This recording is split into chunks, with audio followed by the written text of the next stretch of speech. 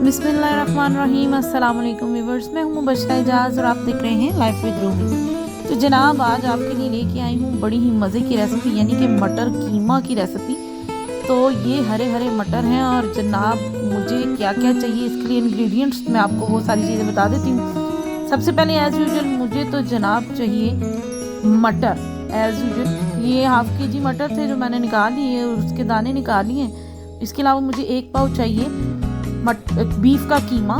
उसके अलावा जो मुझे चाहिए वो मसाला जात में चाहिए जी 1 चम्मच मुझे नमक चाहिए, 1 चम्मच मुझे सुरख मिर्च चाहिए, आधा चम्मच मुझे हल्दी चाहिए, आधा चम्मच ही मुझे सुरख मिर्च चाहिए, आधा चम्मच ज़ीरा, आधा चम्मच मुझे चाहिए सूखा धनिया दादड़ किया हुआ और ये बहुत मज़े का टेस्ट देता है, और आधा चम्मच चाहिए मुझे गरम मसाला। ठीक है। इसके बाद मुझे चाहिए 1 चम्मच अदरक लहसुन का पेस्ट, 3-4 हरी मिर्चें कटी हुई, 2 अदद प्याज चाहिए मुझे कटे हुए जिसको मैंने अच्छे से काट लिया है, और 1 अदद बड़े साइज़ का टमाटर। तो जनाब ये सारी चीज़ें, और साथ में मुझे चाहिए ऑयल। तो जनाब ये सारी चीज़ें जो रिक्वायर्ड हैं वो मटर कीमा बनाने के लिए चाहिए। तो आइए चलते हैं और आपको बताते हैं कि मटर कीमा कैसे बनेगा। तो जनाब सबसे पहले खाली पैन के अंदर मैंने ऑयल डाल लेना है और ऑयल के अंदर मैं डालूँगी प्याज। अब मैं प्याज डाल के इसको शैलो फ्राई कर लूँगी। जैसे ये शैलो फ्राई हो जाएंगे तो जनाब देखें इसको अब मैं कर रही हूँ शैलो फ्राई। तो जैसे ये शैलो फ्राई हो जाएंगे तो इसके अंदर मैं अब ऐड करूँगी टमाटर जो मैंने काट के रखे हुए थे, वो टमाटर ऐड करूँगी और टमाटर को भी इसके साथ अच्छी तरह शैलो फ्राई कर लूँगी। ये मैंने इसमें अब टमाटर ऐड कर दिए। अब मैं क्या करूँगी कि इसको अच्छे से शैलो फ्राई कर लूँगी, और इसके बाद जनाब इन दोनों को अच्छे से शैलो फ्राई करने के बाद मेरे पास जो अदरक लहसुन का पेस्ट है 1 चम्मच वो मैं इसमें ऐड कर दूँगी। अदरक लहसुन का पेस्ट ऐड करके फिर मैं क्या करूँगी कि इसको 3 से 4 मिनट तक अच्छी तरह शैलो फ्राई कर लूँगी। शैलो फ्राई करने से ऐसा होता है कि प्याज टमाटर और अदरक लहसुन का पेस्ट यकजा हो जाएगा और टमाटर जो है वो थोड़े गल जाएंगे और इसी तरह प्याज भी गल जाएंगे। तो जनाब ये कुछ ऐसे जो है ये गल गए हैं। अब इसके अंदर जो मसाला जात हैं वो मैं ऐड कर दूंगी और इसको अच्छी तरीके से भून लूँगी। जैसे ही अंदर मसाला जात ऐड हो जाएंगे और ये अच्छे से भून जाएंगे तो आप देखिएगा कि मसाले का कलर बहुत ही खूबसूरत आ जाएगा।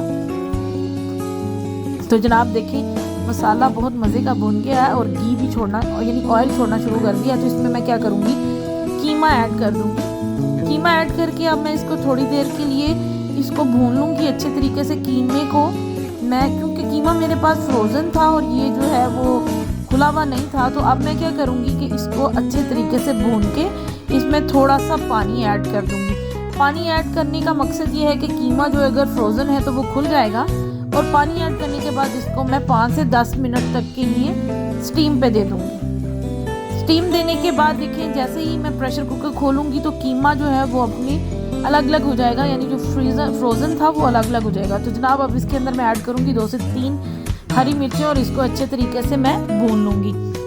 इसको अच्छे तरीके से भूनने के बाद कोई 10 मिनट अच्छे तरीके से आपने कीमा भून लेना ताकि इसके अंदर से जो कीमे की स्मेल है वो अच्छी तरह निकल जाए और पानी भी खुश्क हो जाए। जैसे ही कीमा अच्छे तरीके से आप भून लेंगे तो आप क्या करेंगे कि आपके पास जो मटर आपने निकाले हुए हैं उन मटर्स को इसके अंदर डाल के आप अच्छे तरीके से इसको भून लेंगे। 10 मिनट तक कीमा और मटर को आपस में यकजान करने के लिए आप इसको अच्छी तरीके से भून लेंगे, और इसके बाद आप क्या करेंगे कि इसमें 1 गिलास पानी ऐड कर देंगे ताकि जो मटर हैं वो भी अच्छे तरीके से गल जाएं। तो जनाब अब मैं देखिए इसको अच्छे तरीके से भून रही हूँ और इसको एंड पे जो है मैं क्या करूँगी कि इसके अंदर पानी ऐड करूँगी 1 गिलास। ठीक है, 1 गिलास पानी ऐड करूँगी। अब देखिए कितने मज़े के जो हैं वो कीमा मटर भून लिए गए हैं और इसमें मैंने पानी ऐड कर दिया है, और अब इसको मैं मीडियम फ्लेम के ऊपर जो है वो पकने के लिए छोड़ दूँगी ताकि इसकी ग्रेवी भी मज़े की बन जाए और जनाब मटर भी अच्छे से गल जाए। तो जनाब ये देखें 15 से 20 मिनट तक जो है वो आपको मीडियम फ्लेम पे रखने के बाद मटर जो है वो मज़े के बन गए और ग्रेवी भी बड़ी मज़े की तैयार होगी। तो जनाब ये है हमारी मज़े के मटर कीमा जो सर्दियों की बड़ी मज़े की सौगात है। उम्मीद करती हूँ, और इसको एंड पे मैं क्या करूँगी धनिये के साथ गार्निश करूँगी। तो उम्मीद करती हूँ आपको मेरी आज की रेसिपी जो है वो पसंद आई होगी।